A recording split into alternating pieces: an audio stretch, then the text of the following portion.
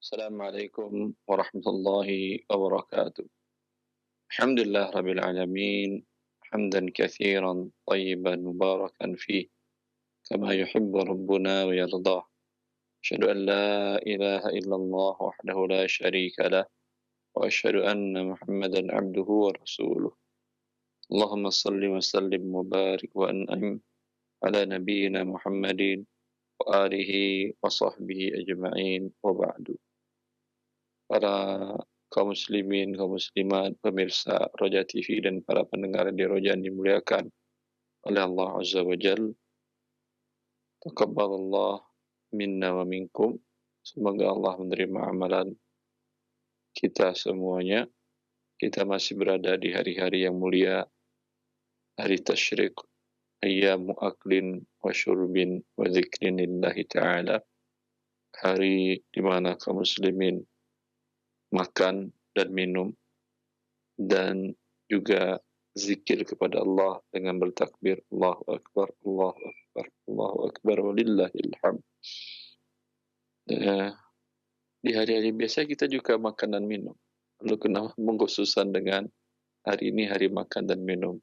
Maksudnya pada hari-hari ini haram kita berpuasa dan kita menikmati makan dan minum, tidak boleh berpuasa.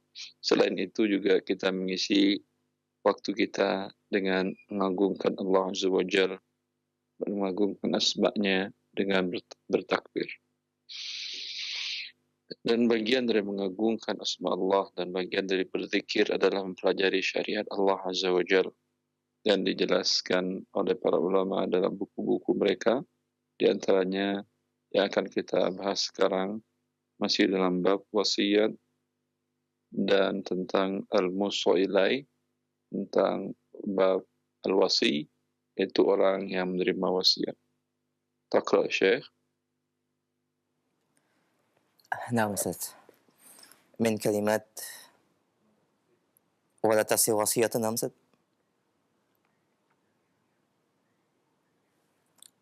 طيب بسم الله. قال المؤلف رحمه الله تعالى: ولا تصح وصية إلا في تصرف معلوم يملكه الموصي كقضاء دينه وتفرقة ثلثه والنظر لصغاره.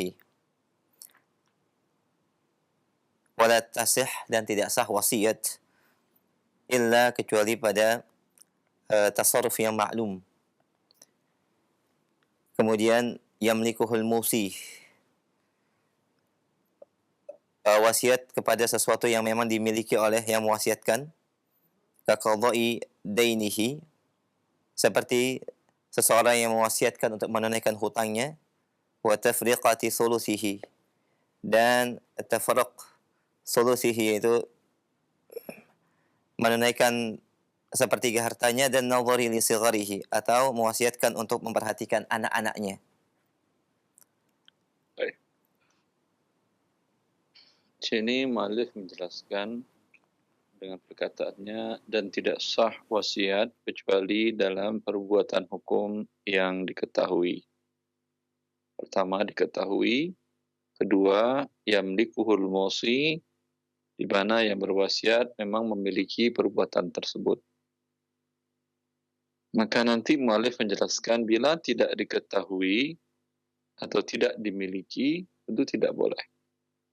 Ya. Apa tasarruf yang diketahui? Kalau dia mengatakan sepertiga hartaku, wahai fulan, lakukan untuk kebaikan. Kebaikan banyak. Tidak jelas kebaikannya apa. Apakah maksudnya dana sepertiga hartanya itu untuk membangun pesantren, atau masjid, atau dana untuk membiayai para penuntut ilmu syar'i, atau untuk mencetak Al-Quran, mushaf, atau untuk mencetak buku-buku syariat Islam,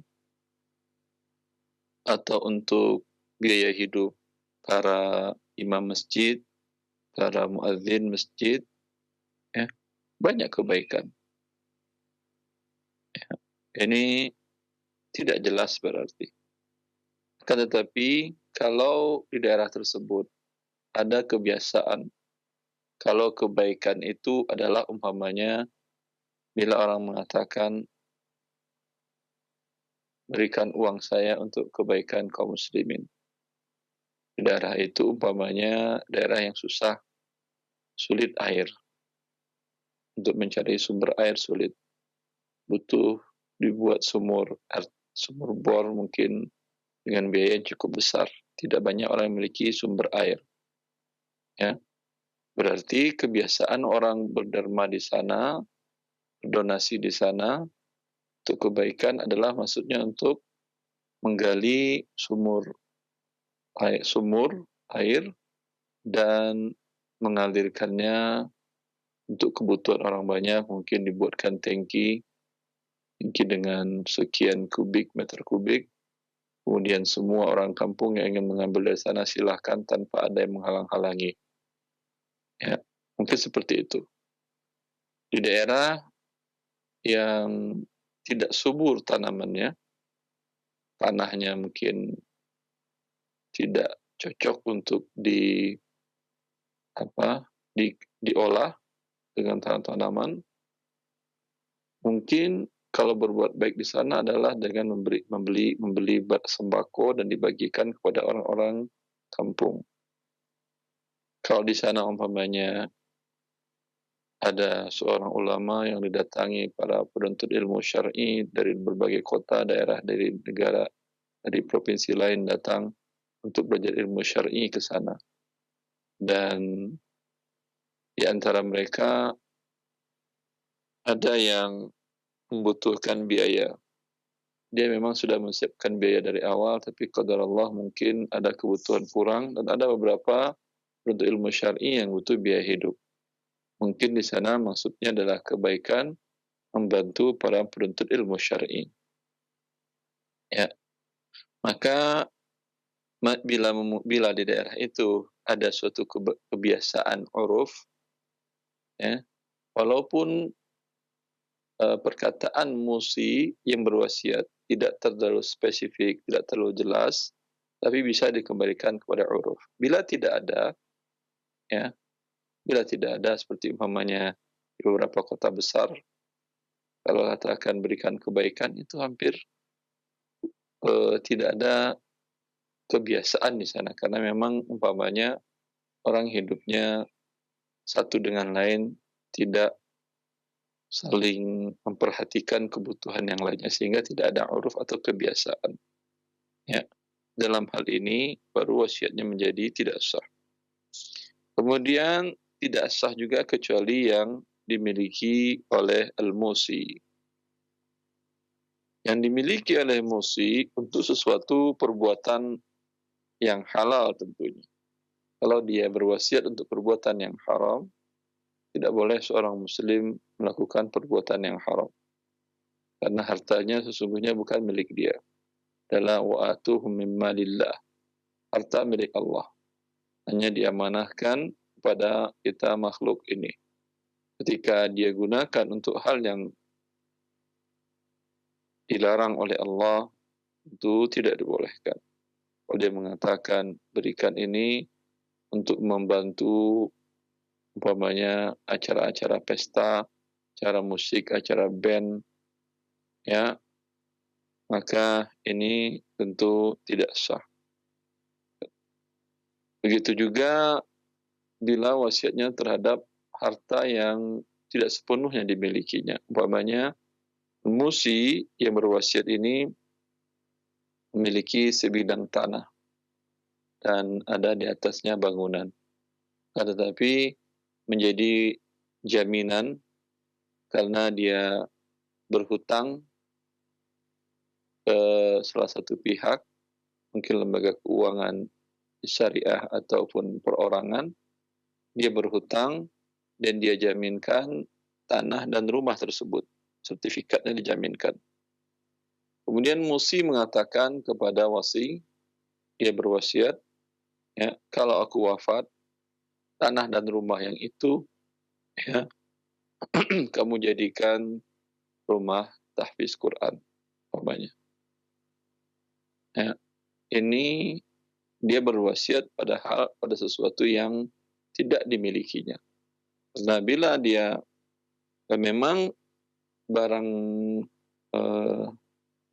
yang dijaminkan itu milik dia, tetapi tidak sempurna menjadi milik dia karena statusnya dijaminkan. Butuh izin dari si penerima jaminan. Kalau penerima jaminan mengizinkan bisa, kalau tidak tentu tidak bisa. Atau penerima jaminan mengatakan tidak bisa dijadikan rumah tahfiz, saya nanti tidak susah untuk menjualnya. Kalau dia mengatakan begini sajalah, karena dia sudah wafat, berarti hutangnya sudah jatuh tempo, saya jualkan rumah dan tanah jaminan ini, berapa hutang dia ke saya ambil, sisanya wahai wasi, kamu belikanlah rumah dan tanah di tempat lain untuk dijadikan rumah tahfiz Quran. Seperti itu tidak masalah. Qada'i dainihi wa tafriqatu sulusihi. Ini mu'allif mencontohkan yang tasarruf yang boleh. Wan nadhari li sigharihi. Yang boleh, yang memenuhi contoh apa? Yaitu yang memenuhi syarat jelas perbuatannya dan dalam hal yang dimiliki. Seperti membayarkan hutangnya. Ya, kalau dia mengatakan, bila saya wafat, ya, bayarkan hutang-hutang saya dari harta saya, ya. Maka ahli waris ketika dia wafat tidak bisa langsung menguasai harta tersebut. Seluruh harta tidak bisa dikuasainya. Wasi berhak membayarkan hutang dari yang berwasiat tadi. Ya. Walaupun hutangnya pada saat dia menyampaikan itu, si musi menyampaikan, yang berwasiat tadi menyampaikan, tidak dia jelaskan hutangnya kepada siapa saja.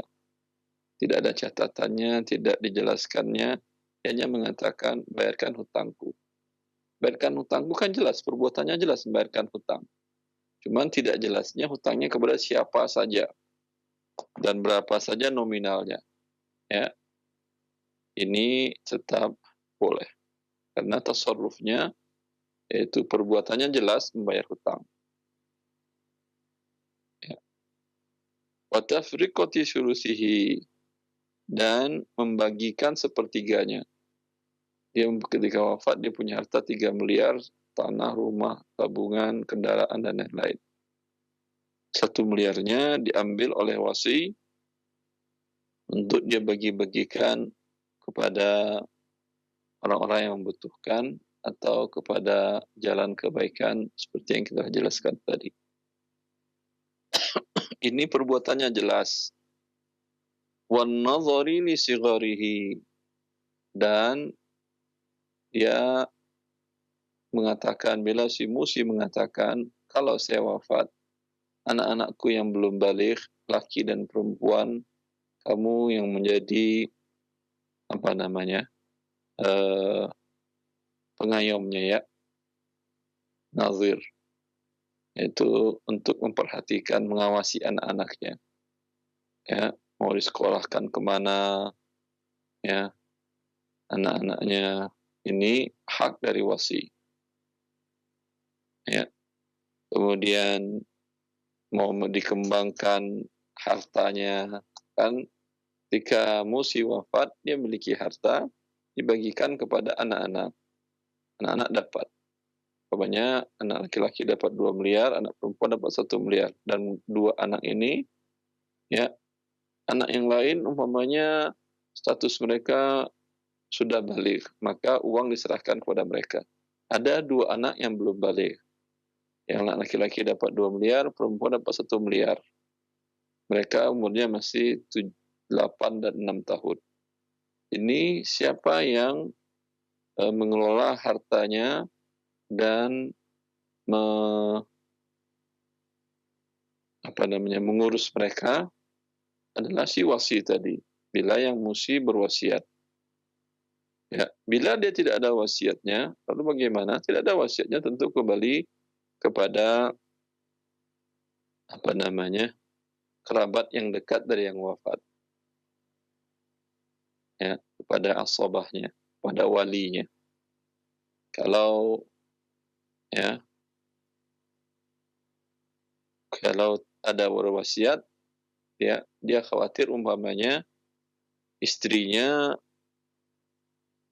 khawatir namanya perempuan, kemungkinan memang ibu tentu kepada anaknya sangat sayang. Tapi si bapak ketika dia sakit dan sakit dia berat, dia khawatir kalau ibunya yang menjadi mengurusin anak-anaknya ini, khawatir ibunya ini nikah atau istrinya ini menikah dengan orang lain, khawatir harta anak-anaknya yang masih kecil tadi dikuasai oleh suami baru dari istrinya, dari ibunya, dan khawatir dia tidak orang yang soleh, dan kemungkinan hartanya akan digunakan untuk tidak kebenaran, atau kalaupun disekolahkan di sekolah asal yang tidak menunjang kebaikan untuk anak-anak yatim yang memiliki harta tadi.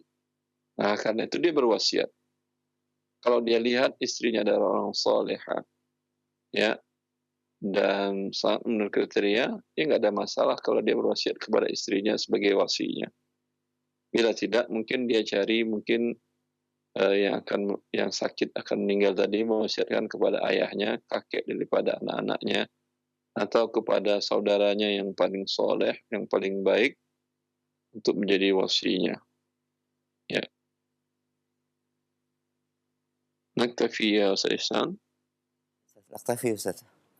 Baik. Baik, pendengar dan pemirsa Roja TV, alhamdulillah beberapa poin pembahasan disampaikan oleh Ustaz dan disyarah cukup jelas, dan insya Allah kita akan berikan kesempatan untuk bersoal jawab untuk menambah pemahaman. Dan bagi para pendengar serta pemerhati Roja, Anda bisa menyampaikan pertanyaan terkait dengan wasiat ini di line telepon. Silakan.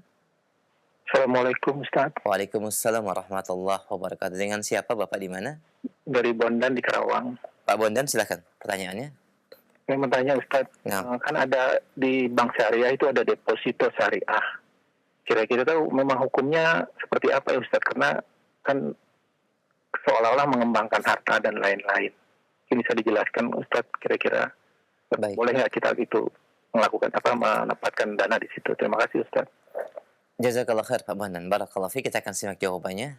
Silakan Ustaz. Menyerahkan uang kepada pihak lain. Kalau Anda menginginkan pertambahan, Anda harus siap dengan bila terjadi kekurangan. Kalau Anda tidak ingin kekurangan, maka tidak boleh ada pertambahan. Ya. Itu yang dibenarkan oleh syariat. Lalu bagaimana yang terjadi sesungguhnya di deposito di lembaga keuangan syariah? Deposito yang ada di lembaga keuangan syariah, Anda menyerahkan dana untuk dikembangkan mereka, tapi tidak ada di situ klausul atau tidak ada kesepakatan bahwa bila terjadi kerugian di luar kemampuan pengelola yaitu bank syariah, bahwa deposan atau pemilik dana juga menanggung kerugian. Artinya dananya akan berkurang sebesar dana yang disertakannya dalam usaha pengembangan harta tadi. Dengan tidak adanya klausul tadi, maka tentu Anda tidak akan berkurang dana Anda. Anda menyetorkan dana namanya 2 miliar untuk didepositokan, itu tidak akan berkurang dana 2 miliar. Tapi akan bertambah dengan pertambahan yang tidak tetap. Apakah ini menjadi halal? Jawabannya juga tidak halal. Ya, memang ada bedanya dengan bank konvensional di pertambahannya. Kalau di bank konvensional pertambahannya tetap. Ini selain gharar juga riba. Kalau yang di bank syariah pertambahannya tidak tetap. Tapi apakah dia halal pertambahan tidak tetap? Tidak. Kalau si deposan, si pemilik dana tidak menanggung kerugian. Maka kalau Anda menginginkan yang halal, ya, minta kepada mereka, ada nggak deposito yang ada di perjanjian, di syarat dan ketentuannya, bahwa pemilik dana, yaitu nasabah, yaitu deposan, menanggung kerugian sebesar dana yang persentase dari dana yang disetorkannya untuk usaha tadi. Kalau mereka setuju dengan penambahan klausa atau persyaratan tersebut, maka insya Allah halal transaksi Anda. Bila mereka tidak setuju menambahkan dengan mengatakan bahwa ini sudah menjadi ketetapan dari bagian legal dan Dewan Syariah Nasional dan macam-macam lah OJK, ya, maka haram Anda mendepositokan dana Anda di sana, jangan lakukan. Ya, lalu bagaimana? Tempatkan aja dana Anda di rekening wadiah yang tidak ada pertambahan. 2 miliar, 2 miliar. Tidak ada pertambahan dan juga tidak ada kekurangan. Itu bernama akadnya sesungguhnya qard, bukan akadnya wadiah. Walaupun mereka menamakan rekeningnya wadiah. Wallahu a'lam. Alhamdulillah, jazakumullah khair atas jawaban dan penjelasannya. Demikian pendengar yang bertanya, jazakallah khair. Kami berikan kesempatan berikutnya untuk penanya yang kedua, masih di via telepon. Baik, kita angkat kembali. Silakan. Halo. Ya, Assalamualaikum. Waalaikumsalam warahmatullahi wabarakatuh. Dengan siapa Bapak di mana? Dengan Pak Prawoto di Tangerang. Pak Prawoto, silakan pertanyaannya. Ini Pak, mohon tausiahnya atau arahannya. Saya punya rumah, tanahnya 700 meter, kontrakan 925 meter, 305 meter, dan 200 meter. Ini saya sudah umur, pada 69. Bagaimana, apa bisa langsung, karena ini kalau saya punya pemikiran, kepingin saya itu saya kirimkan lebih dulu, katakanlah ke masa depan yang panjang, tapi istri belum siap. Ini sekarang untuk biaya hidup, biaya perawatan, dan sedekah lah istilahnya, sedekah untuk itu kepada keluarga, tetangga, dan lain sebagainya. Ini untuk tindak lanjutnya. Di sisi lain saya sudah menghibahkan sebagian untuk anak saya yang 4 orang, 3 laki-laki, 1 perempuan, 1.225 meter persegi. Sudah Pak Waroto? Ya Pak. Baik. Wallahu alam. Bila Anda memiliki harta yang berlebih dari kebutuhan Anda, dan Anda ingin menjadikan harta tersebut di tempat yang bisa membantu dunia dan akhirat Anda, banyak hal yang bisa Anda lakukan. Seumpamanya, Anda bangun di atas tanah tadi ada yang strategis, Anda bangun di atasnya umpamanya gedung ruko. Lalu Anda berwasiat, mengucapkan wakaf, andai wakaf yang mengikat. Anda mintakan anak-anak atau Anda tulis di atas kertas bermaterai bahwa gedung dan ruko ini selama saya hidup hasilnya adalah untuk biaya hidup saya dan istri saya. Pokoknya milik Anda. Dan bila saya wafat, maka berubah menjadi milik wakaf. Atau Anda mengatakan, ini saya wakafkan setelah saya wafat, maka seluruh manfaat dari tanah dan gedung tadi adalah sebagai wakaf. Maka kapan Allah memanggil Anda, maka status tanah dan gedung tadi tidak bisa dimiliki oleh ahli waris Anda. Lalu milik siapa tergantung Anda berwakaf untuk apa. Kalau Anda berwakaf umpamanya hasil dari penyewaan dari tanah dan gedung tadi untuk umpamanya para fakir miskin di sekitar Anda boleh, atau untuk pesantren A boleh, atau untuk lembaga dakwah B dan C juga boleh. Atau Anda bagi dengan mengatakan 1/3 dari hasil gedung dan tanah tadi untuk para fakir miskin di sekitar daerah saya, ya. Sepertiga lagi untuk umpamanya tadi pesantren X yang mengajarkan agama Islam yang benar. Kemudian sepertiga lagi untuk lembaga dakwah X, dan tunjuklah lembaga dakwah tertentu ya yang mengajarkan agama Allah yang benar. Ya, itu yang terbaik. Wallahu a'lam. Nah, Ustaz, jazakallahu khair atas nasihat dan juga arahannya. Demikian Pak Prawoto, semoga bermanfaat dan menjadi jawaban bagi pertanyaan antum. Barakallahu fik. Kita berikan kesempatan kembali bagi pemerhati Roja di mana saja Anda berada. Silakan bagi Anda yang ingin bertanya di line telepon dan dalam pembahasan wasiat bagi Anda yang baru bergabung. Kita angkat kembali. Halo. Halo. Ahlan. Ya. Assalamualaikum ya. Waalaikumsalam warahmatullahi. Dengan siapa di mana? Dengan Ummu Khadijah dari Sulawesi Selatan. Ummu Khadijah di Sulawesi Selatan, silakan. Iya. Begini Ustaz, saya mau bertanya. Saya sekarang sementara menabung di bank syariah, tetapi dana saya yang ada di bank tetap nggak ada pengurangan, nggak ada penambahan. Yang ingin saya tanyakan Ustaz, di bank syariah tersebut ada saldo mengendap sekitar 50.000 dan itu tidak bisa penarikan semua Ustaz.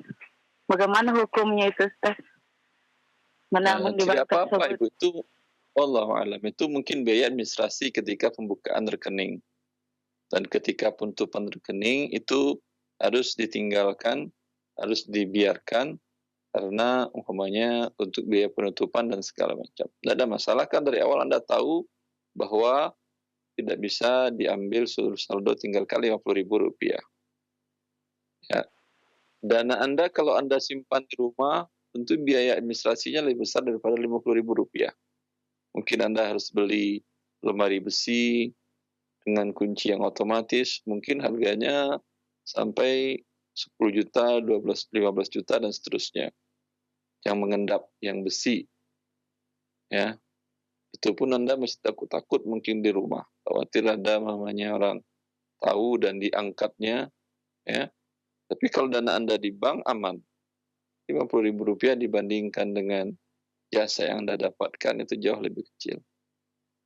Itu tidak ada masalah. Wallahu a'lam. Baik, demikian Ummu Khadijah di Sulawesi Selatan. Jazakallah khair Ummu. Sudah dijawab pertanyaannya, barakallahu fik. Kita kembali memberikan kesempatan via telepon. Baik, kita angkat kembali. Halo. Silakan, sudah masuk. Halo, Assalamualaikum Ustaz. Waalaikumsalam warahmatullah. Dengan siapa Ummu di mana? Ini dengan Ibu Lina di Riau. Ibu Lina di Riau. Silakan pertanyaannya Ibu. Ini Ustaz, bagaimana dengan kita membeli emas? Kita pergi ke toko emas itu, lantas emas yang kita beli di situ itu, pokoknya kita membutuhkan 200 gram. Sementara yang dipajang itu tidak ada 200 gram. Lantas kita menunggu 3 hari dulu, ditempah dulu. Lantas pihak toko emas itu meminta uang DP-nya dulu sekitar 50% gitu. Nanti takutnya nggak kita ambil. Setelah dia tempah, kita nggak ambil gitu. Itu bagaimana hukumnya itu Ustaz? Baik, kita akan simak jawabannya Bu. Silakan Ustaz. Syarat sah jual beli emas adalah iadan biyadin. Emas diserahkan di majelis, uang diserahkan di majelis. Kalau ada DP, berarti sebagian uang diserahkan di majelis, emas tidak Anda terima kecuali setelah beberapa hari atau setelah majelis berpisah. Maka terjadi riba. Jelas? Kalau Anda umpamanya ingin solusinya bagaimana, Anda emasnya, kalau emas ingin dibuatkan umpamanya menjadi kalung atau menjadi gelang dan lain-lain, Anda beli dulu emasnya, Pak, ada 200 gram, ada. Berapa harga sekarang? Sekian juta, Ibu. Enggak umpamanya 200 juta. Anda transfer pakai mobile banking. Udah masuk Pak, udah. Mana emas 200 gramnya? Nih, diberikan kepada Anda emas lantakan. Lalu Anda katakan, Pak, tolong buatkan gelang seperti ini bentuknya, seperti ini. Disepakati dan dia setuju. Bu, ada biaya. Dan dia pun akan mengatakan, selain ada biaya, ini nanti hasilnya tidak mungkin 200 gram juga, karena tentu ketika diolah ada penyusutan. Ada yang hilang, ya, karena diolah lah namanya. Jadi nanti perkiraan lah, biasanya ada berkurang 5 gram. Ya, berkurang 5 gram. Jadi kemana perginya? Apakah menguap? Dia tidak menguap, tapi mungkin serpian-serpian serbuk-serbuknya jatuh ke sampah. Ya, kalau Anda minta, mungkin dia siap, nggak ada masalah. Tapi apakah Anda mau serbuk? Kalau Anda ingin juga, sampaikan kepada dia, saya nggak mau, itu hilang 5 gram itu.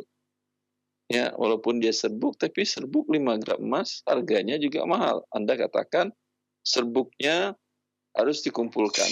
Ya, maka dia tentu wajib mengumpulkan serbuknya ke Anda, menyerahkan serbuknya. Nanti mau Anda jual, itu terserah Anda. Ya.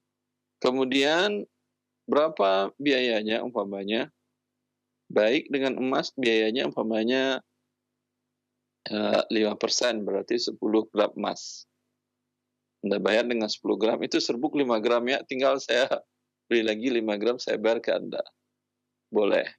Atau bayarnya dengan rupiah 10 juta biayanya umpamanya. Juga boleh. Itu caranya. Nah, Ustaz, alhamdulillah. Jazakumullah khair atas penjelasan dan jawabannya. Demikian Ibu yang bertanya. Semoga bermanfaat. Demikian yang disampaikan oleh Ustaz secara terperinci. Barakallahu fiik. Kita berikan kesempatan masih di via telepon ya. Dan bagian yang baru bergabung dalam bab wasiat, kita akan kembali. Halo. Assalamualaikum Ustaz. Waalaikumsalam warahmatullahi wabarakatuh. Dengan siapa? Di Kepri. Dengan siapa Pak? Hamba Allah. Baik, silakan pertanyaannya. Gini Pak Ustaz. Ya. Pak. Saya punya orang tua laki-laki menikah 2 orang. 1 istrinya di luar negeri. Punya 3 orang anak. Itu yang 3 anak dari Bapak Anda? Iya, Bapak saya punya 2 istri, yang 1 istrinya di luar negeri. Di luar negeri itu anaknya 3. Anak Bapak Yang Anda di dalam yang lain? Di dalam negeri anaknya 14.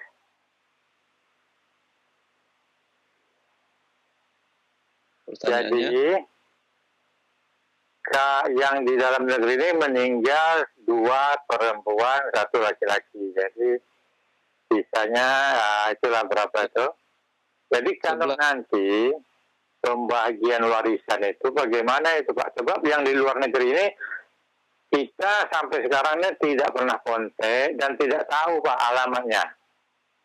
Sebentar, Bapak Anda masih hidup? Iya Pak? Bapak Anda masih hidup? Oh, udah meninggal Pak, udah meninggal udah lama Pak. Kapan Bapak Anda tahun berapa meninggal? Bagaimana Pak? Bapak Anda itu meninggal tahun berapa? Oh, tahunnya udah tak ingat Pak, tahun-tahun 40-an itu Pak. Ketika Bapak Anda meninggal itu, semua anaknya hidup atau yang 2 perempuan atau laki tadi sudah meninggal atau bagaimana? Jadi ketika di luar negeri ada 3 anak, dia merantau ke Indonesia. Jadi di Indonesia itu dikaderkan tuh dapat 14 orang anak itu Pak. Iya, ketika Bapak Anda itu wafat, berapa orang jumlah anak semua? Oh itu saya tak jelas juga Pak. Hah? Tak jelas juga Pak. Kok tak jelas? Saudara Anda sendiri tak jelas? Saudara kandung yang di Indonesia ini 14 orang Pak. Iya, tahun 40 ketika Bapak Anda meninggal itu, mereka hidup atau sudah ada yang meninggal juga? Ketika wafat, yang 14 itu ada semua Pak yang di Indonesia.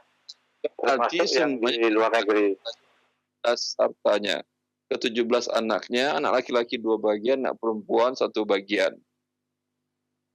Paham? Maksud saya begini Pak, yang di luar negeri ini Pak, kita sampai hari ini tak bisa mengesan gitu Pak.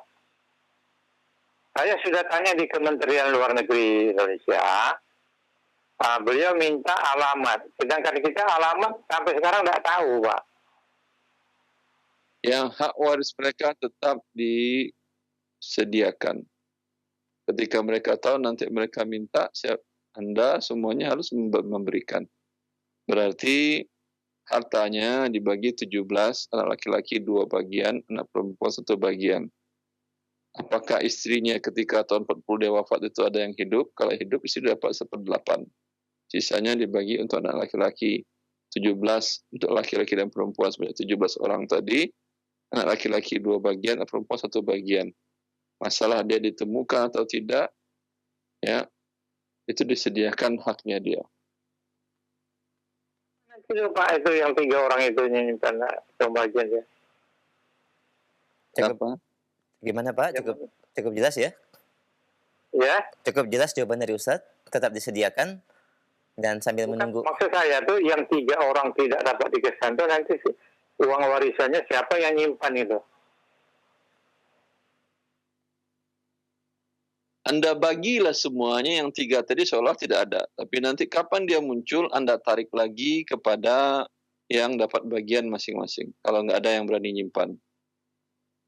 Jadi kalau begini bagaimana Pak? Kalau nanti Bapak almarhum itu ada juga peninggalannya di luar negeri itu. Kalau peninggalan Bapak di luar negeri itu untuk mereka bertiga, peninggalan almarhum di Indonesia untuk kami 14, bisa nggak Pak? Tidak. Semua harta Bapak Anda itu dibagi seperti yang saya sudah jelaskan tadi. Nah. Baik dalam negeri, luar negeri, dalam bumi, atas bumi.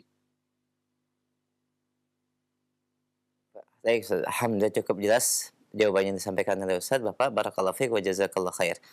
Baik, kita masih berikan kesempatan kembali pertanyaan di via telepon. Baik, kita angkat kembali. Halo. Waalaikumsalam warahmatullah. Dengan siapa di mana? Dengan Eko Ustaz, Banjarmasin. Pak Eko di Banjarmasin. Silakan Pak pertanyaannya. Ya, Assalamualaikum Ustaz. Assalamualaikum. Ini Ustaz, saya ada beberapa pertanyaan, boleh ya Ustaz? Yang pertama, saya ini karyawan dan di perusahaan saya ini ada dana pensiun Ustaz. Nah, di awal kita menandatangani dana pensiun itu di situ diberikan pilihan.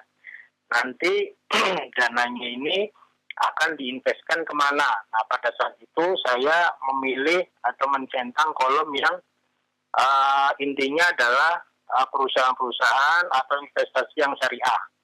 Nah, berjalannya waktu, ternyata memang di rekening dana pensiun tadi sudah ada perincian di situ, Ustaz.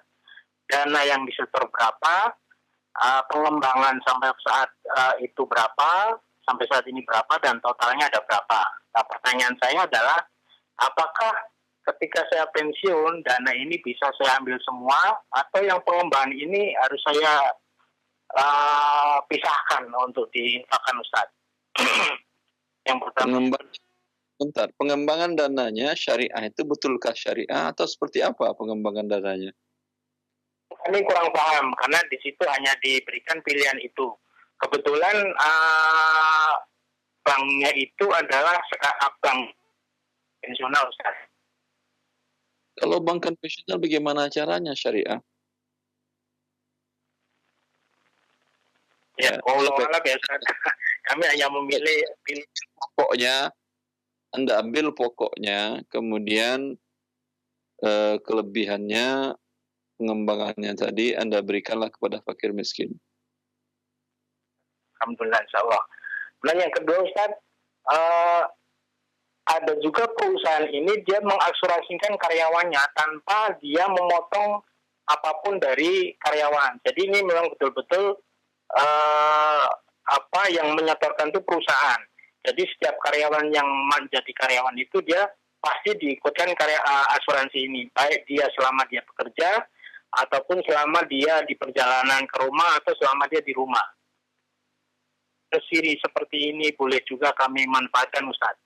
Itu aja Ustaz, syukran jazakallahu khair. Boleh walaupun asuransinya konvensional.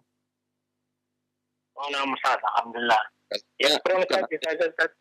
Hanya mendapatkan hibah, dan hibah yang mengandung gharar tidak ada masalah. Nah, Ustaz. Syukran Ustaz. Assalamualaikum warahmatullahi wabarakatuh. Waalaikumsalam warahmatullahi wabarakatuh. Jazakallah khair Pak. Barakallah fiik. Alhamdulillah kita masih berikan kesempatan kembali via telepon sebelum kami angkat dari pesan singkat. Baik, halo. Halo.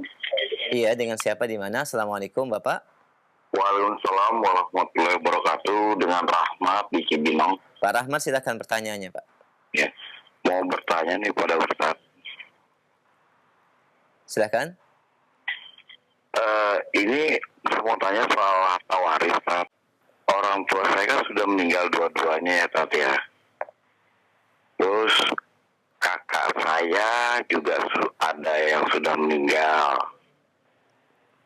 Terus kakak saya punya istri.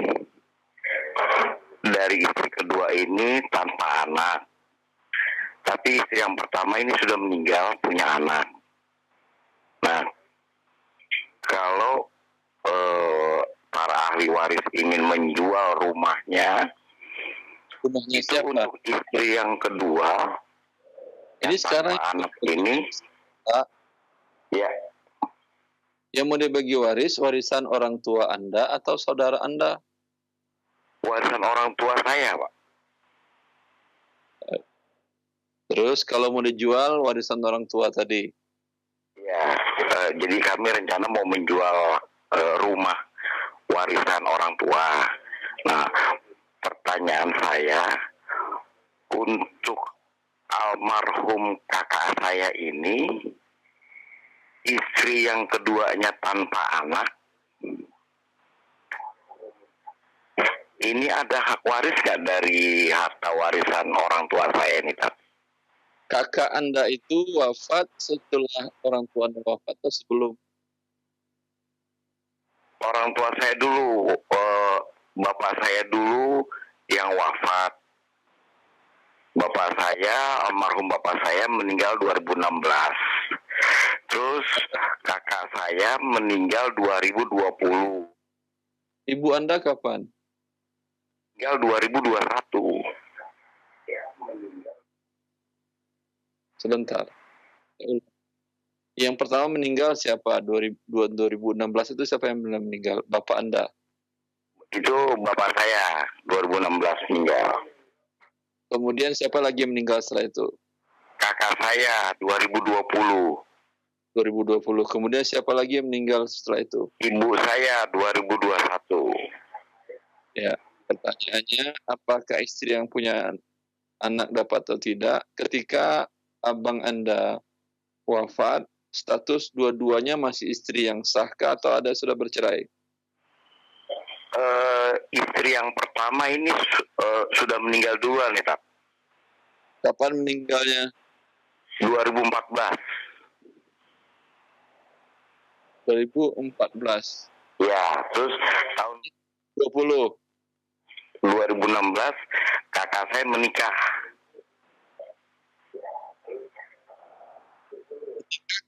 Iya, ketika kakak Anda itu wafat, istrinya cuma satu kan ya? Iya, yang nomor, ya istrinya cuma satu. Dapat istrinya itu 1/8 dari harta kakak abang Anda itu. Baik harta itu didapatkan dari warisan dari bapaknya atau dari harta pencariannya sendiri. Oh, jadi harta warisan dari orang tua saya ini, istri almarhum kakak saya ini, walaupun tidak punya anak, tetap dapat ya, Kak? Tetap dapat. Bagiannya berapa ya, Kak? 1/8 dari bagian suaminya.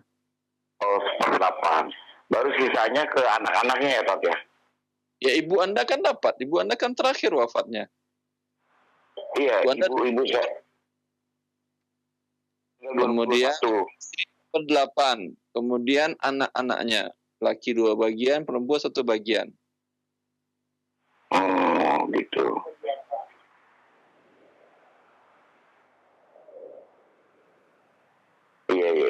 Baik. Ya, jazakallah khair Pak atas. Ya.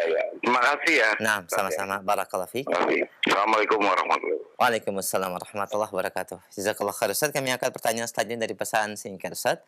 Assalamualaikum warahmatullahi wabarakatuh. Baik, pertanyaan dari pendengar kita, Ustaz, saya memiliki kotoran kambing atau burung yang saya buat untuk pupuk kompos, Ustaz. Kalau dijual, bagaimana hukumnya, Ustaz? Yaitu kalau kotorannya saja yang dijual, tidak dalam bentuk pupuk. Dalam pendapat yang rajih dari pendapat para ulama, bahwa kotoran dari hewan yang dagingnya boleh dimakan, seperti kambing, burung yang boleh dimakan, atau sapi, atau unta, itu tidaklah najis. Ya, tidak najis itu apakah boleh dimakan, ya terserah Anda mau makan atau tidak. Tapi tidak semua yang najis Anda makan. Batu juga tidak najis, tapi nggak ada orang makan batu. Ya, maksud tidak najis itu berlaku padanya hukum yang tidak, barang yang tidak najis. Boleh diperjualbelikan, boleh. Berdasarkan hadis Uraniyin.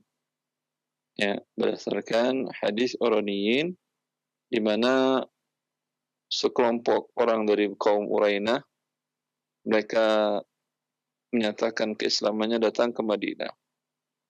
Dan mereka terkena wabah Madinah. Di waktu itu Madinah ada wabah. Beda-beda para ahli kedokteran dan ahli sejarah menjelaskan, ada yang menyatakan penyakitnya penyakit malaria dan lain-lain.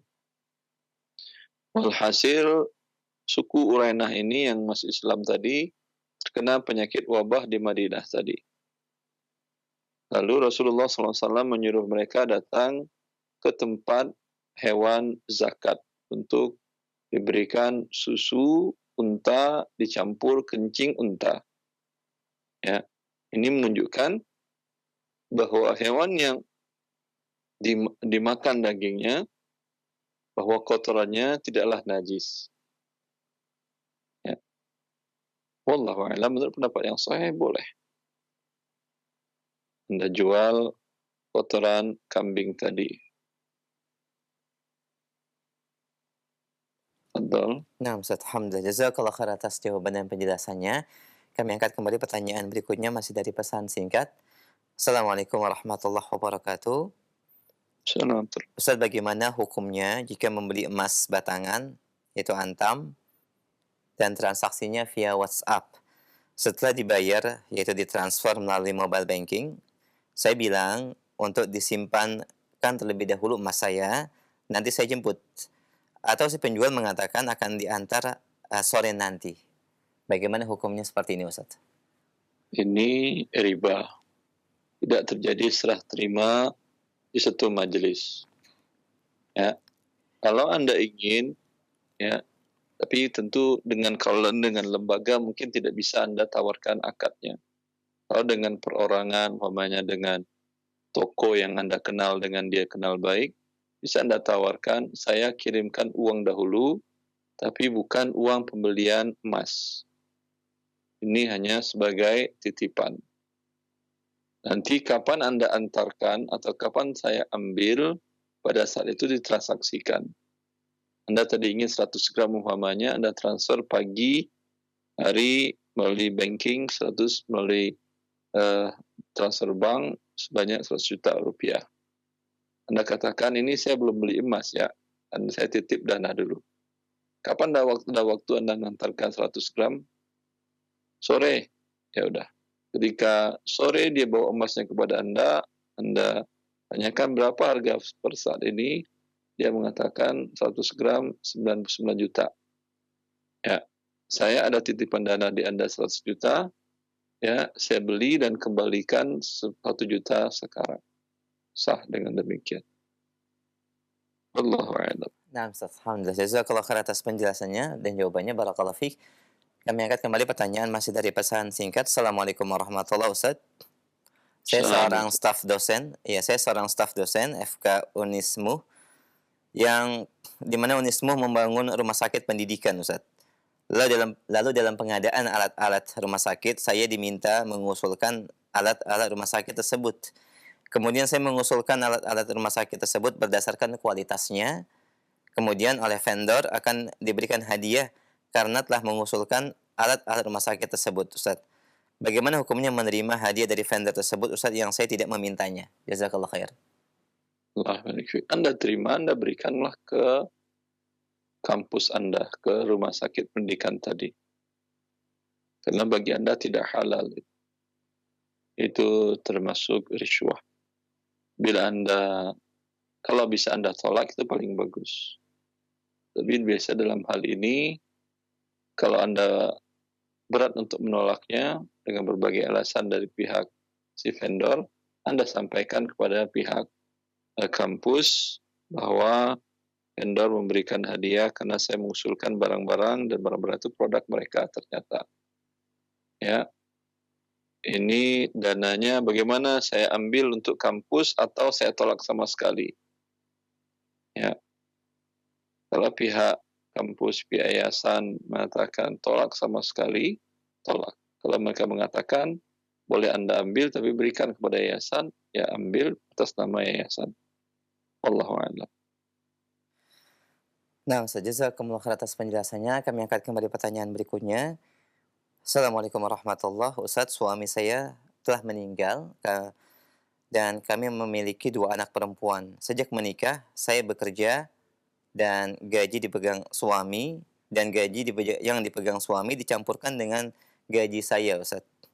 Dan saya menerima nafkah bulanan dari suami, di mana di bawah gaji yang saya terima, Ustaz. Apakah yang saya harus lakukan dengan harta yang ditinggalkan suami, di mana hasil dari gaji tergabung antara saya dan suami? Ya, tinggal diperkirakan berapa persen gaji Anda, berapa rupiah gaji Anda, berapa rupiah gaji suami. Kemudian berarti umpamanya gaji Anda 40% dari keseluruhan gabungan, gaji suami 60%. Sedangkan biaya hidup umpamanya dari gaji itu, dari uang yang terkumpul umpamanya sekitar sekian persen. Berarti yang 60% gaji suami Anda potong lagi dari biaya hidup keluarga. Ya, anggap umpamanya setelah dipotong yang murni milik suami adalah 30%. Ya, 30% untuk biaya hidup. Berarti Anda memiliki 4/7, suami 3/7. Ya, berarti ketika suami wafat, yang akan dibagikan dari seluruh harta yang dibelinya atau yang Anda beli, tentu jelas itu milik Anda, tidak dibagi waris. Yang dibelinya, yang dibagi waris cuma 3/7. Yang 4/7-nya tidak, karena itu dibeli dengan uang Anda. Bisa difahami, saya kira. Jazakallah khair, Ustaz, atas jawabannya. Dan kami angkat kembali pertanyaan terakhir di kesempatan pagi ini terkait dengan wasiat. Assalamualaikum warahmatullahi wabarakatuh. Ustaz, apakah ada kriteria khusus seseorang yang kita ingin mewasiatkan sesuatu kepadanya, Ustaz? Jazakallah khair. Allah barik fiik. Ni'mal malus salih lirrajulis salih. Harta yang baik itu tentu untuk orang yang baik, orang yang saleh. Maka bila Anda ingin memberikan harta kepada seseorang, lihatlah kesolehannya, ketakwaannya kepada Allah, karena setiap rupiah yang Anda miliki akan digunakannya untuk bertakwa kepada Allah Azza wa Jalla. Ya. Adapun apakah mereka ustadz, tidak mesti juga ustadz. Apakah mereka umpamanya adalah imam masjid, tidak mesti juga. Mungkin orang-orang yang soleh itu ada di sekitar Anda, mungkin tetangga Anda yang biasa saja, tapi subhanallah, hubungannya dengan Allah sangat baik. Kewajiban-kewajiban kepada Allah dalam bentuk salat 5 waktu sangat dia jaga, ya. Atau mungkin kerabat Anda, atau mungkin teman kerja Anda, ya. Yang penting kaidahnya adalah semakin takwa dia kepada Allah, semakin soleh, maka sangat baik Anda berikan manfaat kepada dia, karena setiap rupiah Anda akan digunakannya untuk bertakwa kepada Allah Azza wa Jalla. Atas jawaban dan penjelasannya, Ustaz. Ini merupakan pertanyaan kami terakhir di pagi ini, Ustaz. Sebagai ikhtitam dan kesimpulan kajian kita, silakan. Ya. Akhwani wa akhwati fillah, ni'mal malus salih lirrajulis salih. Harta yang terbaik itu adalah milik orang-orang yang saleh. Bila orang saleh memegang harta, dia akan pergunakan untuk kebaikan dunia dan akhirat, baik untuk diri dia atau untuk orang lain. Tetapi sebaliknya juga, bila harta itu berada di tangan orang-orang yang durhaka, akan digunakannya untuk merusak dunia dan akhirat dirinya dan merusak orang-orang di sekitarnya dan lingkungannya dan alam semesta. Agar kita menjadi orang yang saleh, yang bisa menggunakan harta kita dan harta orang lain yang diamanahkan kepada kita, dan harta Allah yang kita terima menjadi bermanfaat. Tentu kita wajib mempelajari syariat Allah Azza wa Jalla. Allahu wali taufiq. Sallallahu ala nabiyina Muhammad wa alihi wa sahbihi wa sallam. Assalamualaikum warahmatullahi wabarakatuh.